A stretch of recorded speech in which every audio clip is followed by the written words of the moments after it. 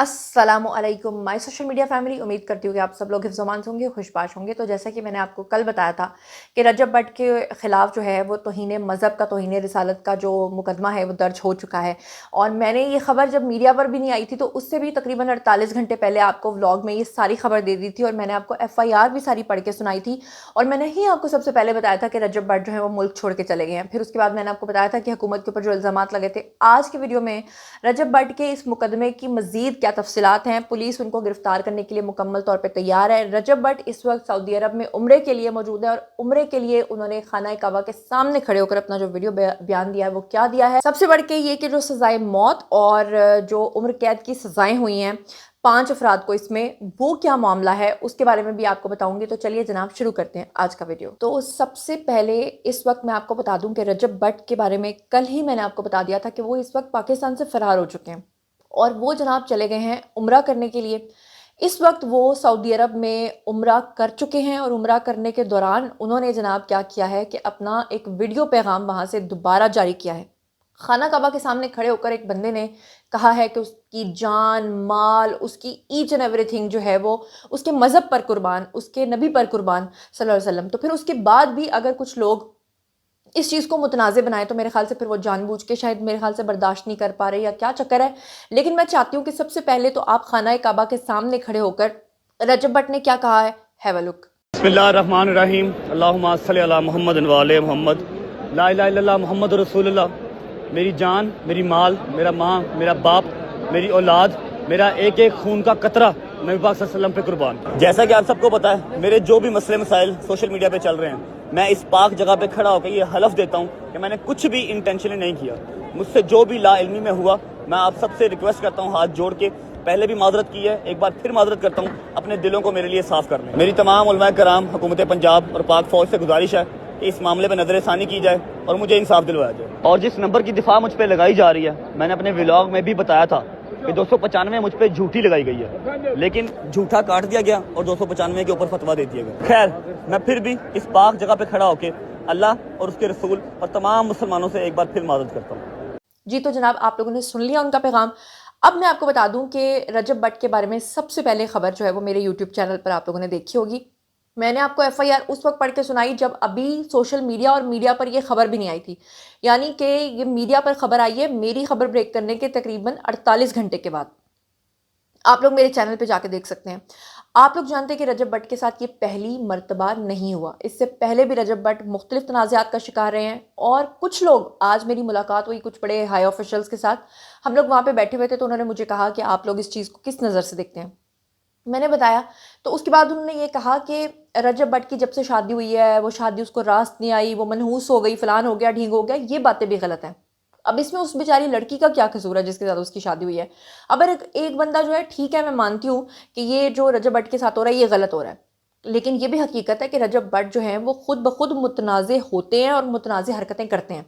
अब मैं आपको बताऊँ, रजब भट्ट ने कसम तो खा लिया खाना काबा के सामने खड़े होकर और उसने ये तो कह दिया है कि जनाब ये तो मैंने ला इल्मी में सब कुछ किया है। लेकिन जब मैंने इसकी थोड़ी रिसर्च की तो पता ये चला कि रजब भट्ट दरअसल इंस्पायर्ड है सिद्धू मूसेवाला से। सिद्धू मूसेवाला जो है उसका एक परफ्यूम था, मेरे ख्याल से जहाँ तक मैं इस नतीजे पे पहुंची हूँ कि उसने परफ्यूम लॉन्च किया था 295 के नाम से। और बिना उस चीज़ की तस्दीक किए कि पाकिस्तान में 295A और 295C जो है ये किसके ऊपर लगती है, ये तौहीन रिसालत करने वालों पे लगती है और जो मजहबी जज्बात को भड़काते हैं उनके ऊपर लगती है। लेकिन मेरे ख्याल से रजब भट्ट ने बिना इस चीज़ को देखे अपने परफ्यूम का नाम रख दिया और उसके बाद जो है वो हर तरफ एक भौंचाल आ गया। लेकिन मैं आपको ये भी बता दूं कि जब एक बंदा कसम खा रहा है और फिर वो कह रहा है कि वो मुसलमान है और उसकी जान माल हर चीज़ कुर्बान है, तो फिर उलमा इकराम को भी इस चीज़ के ऊपर थोड़ा सा गौर करना चाहिए। बहरहाल रजब भट्ट की जब शादी हुई तो आपको पता है कि उस वक्त भी इसके ऊपर FIR हुई और इनको पूरी रात जो है वो थाने में रहना पड़ा था क्योंकि इन्होंने शेर का बच्चा एक गिफ्ट ले लिया था।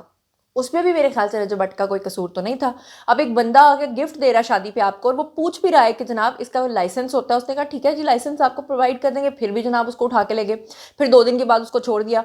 अब उसके ऊपर जो है वो तौहीन मज़हब का इल्ज़ाम लगा दिया। बहरहाल रजब भट्ट का जो परफ्यूम वाला मामला है ये तो मैंने आपको क्लियर कर दिया है। पाकिस्तान का जो पीनल कोड है ना, जो PPC, उसमें बेसिकली तौहीन मज़हब का मुकदमा जो है वो इनके खिलाफ दर्ज हुआ है और उस FIR के अंदर 295C भी लगा हुआ है, 295A भी लगा हुआ है।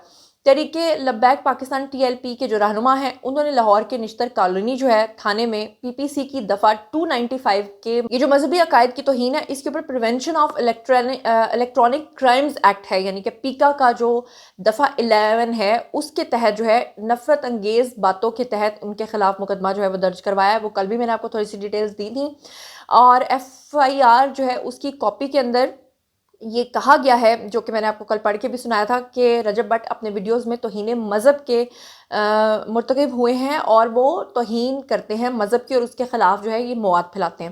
اس کے علاوہ میں آپ کو یہ بھی بتا دوں کہ دیکھیں ہم سب مسلمان ہیں, ہم سب کلمہ گو ہیں, ہر ایک کا اپنا اپنا نیریٹو ہو سکتا ہے, ہر ایک کا اپنا اپنا فرقہ ہو سکتا ہے, اپنا اپنا فقہ ہو سکتا ہے. رجب بٹ جو ہے وہ اہل تشیع فقہ سے ہیں لیکن اس کا مطلب یہ نہیں ہے کہ اب آپ FIR کے اندر یہ کہہ دیں کہ آپ خلفائے راشدین کی بھی توہین کر رہے ہیں. بھئی اگر ایک بندہ کرتا ہے پھر تو سمجھ میں آتا ہے, لیکن اگر ایک بندہ جو ہے وہ خود کہہ رہا ہے کہ ہر چیز قربان ہے تو پھر آپ مت کریں, معاف کر دیں.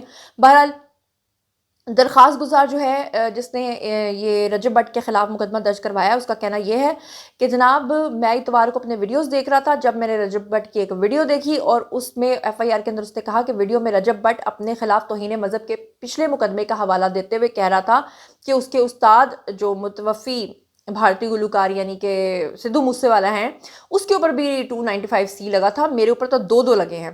تو اب سدھو موسے والا تو سکھ تھا, اس کے اوپر تو چلو جی لگ سکتا تھا, لیکن ایک مسلمان ہو کر وہ اس طرح کی بے وقوفی کیسے کر گیا یہ میری سمجھ سے باہر ہے. بہرحال مزید جو ہے پرفیوم کا جو معاملہ تھا وہ اور زیادہ بھڑک گیا اور 295C کی وجہ سے علماء کرام بھی اس کے اندر شامل ہو گئے اور انہوں نے آ کر اس کے بارے میں جو ہے وہ بات کرنا شروع کر دی. اس نے کہا کہ توہین مذہب کے قوانین کے خلاف میں نہیں ہوں اور پرفیوم لانچنگ کے دوران میں نے جو الفاظ استعمال کیے تھے اس پہ میں معافی مانگتا ہوں. یہ رجب بٹ نے کہا تھا, یہ کل بھی میں نے آپ کو اس کا پیغام سنوایا تھا, لیکن اس کے باوجود بھی علماء کرام جو ہیں وہ جمع ہو گئے تھے جناب تھانے کے باہر. انہوں نے آ کے کہا تھا, الزام لگا دیا تھا حکومت کے اوپر کہ حکومت نے بیسیکلی اس کو بھگایا یہاں سے, جبکہ حقیقت یہ ہے کہ پورے معاملے کی سنگینی کو دیکھتے ہوئے کہ معاملہ کتنا خطرناک ہو چکا ہے, خاص طور پہ FIR کے کٹتے ہی رجب بٹ نے فوری طور پہ پاکستان سے جانا بہتر سمجھا اور وہ گیا بھی کہاں ہے, سعودی عرب. اچھا, لاہور کے deputy inspector general of police operation Faisal Kamran جو ہیں ان کا کہنا تھا کہ رجب بٹ کے خلاف پیکا ایکٹ کے سیکشن اس لیے شامل کیے گئے ہیں کیونکہ یہ معاملہ سوشل میڈیا پر بیان بازی سے متعلق تھا. اور ان کا مزید یہ کہنا تھا کہ رجب بٹ اس وقت عمرہ ادا کرنے کے لیے سعودی عرب میں موجود ہے اور وطن واپسی پر انہیں گرفتار کر لیا جائے گا.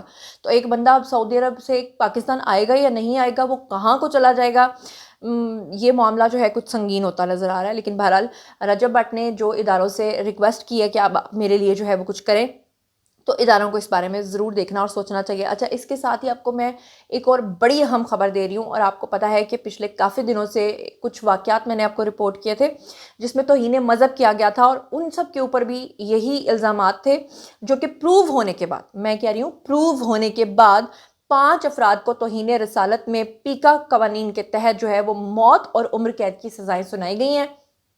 یہ جو 5 افراد ہیں یہ کون کون ہیں اور ان کی کیا ڈیٹیلز ہیں آپ کے ساتھ میں شیئر کر لیتی ہوں. بلکہ آپ کو یاد ہوگا کہ توہین مذہب کا ایک کیس میں نے آپ کے ساتھ شیئر کیا تھا پچھلے سال, ابھی تک لوگ مجھ سے اس کے بارے میں پوچھتے ہیں.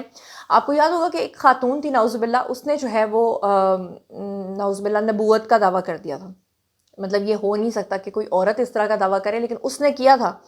تو اس کو آپ کو یاد ہے کہ ادارے اٹھا کے لے گئے تھے اور اس کے بعد سے لے کر اب تک اس کے بارے میں کوئی خبر نہیں ہے.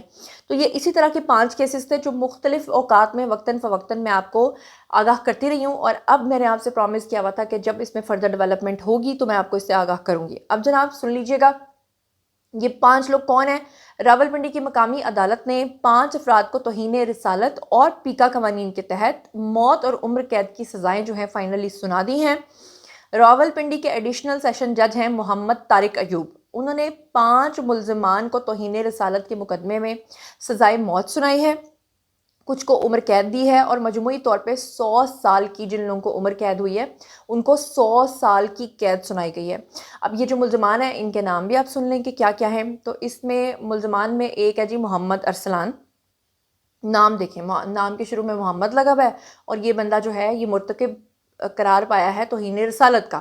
اور دوسرا ہے جی علی عباس, ٹھیک ہے. تیسرا ہے جی فیصل ریحان. چوتھا ہے جی زنیر سکندر. اور 5واں ہے جی خرم افضال. ان سب کو سزائیں جو ہیں وہ فائنلی سنا دی گئی ہیں. ملزمان کے اوپر جو دفعات لگائی گئی ہیں اس میں دفعہ 295C جس میں سزائے موت دی گئی ہے, 295B جس میں عمر قید سنائی گئی ہے جو 100 سال سے زائد ہے، اور 295A جس میں 10 سال کی سزا جو ہے وہ سنائی گئی ہے۔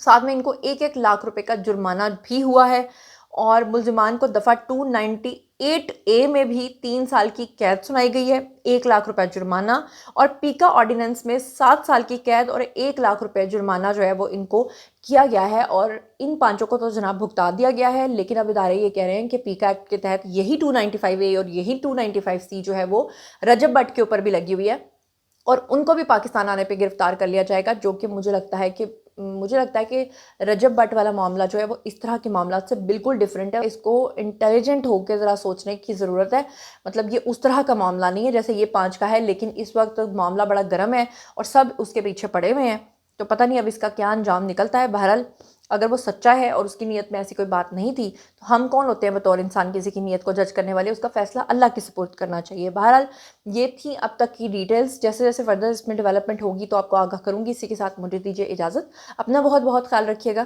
اللہ نگہبان۔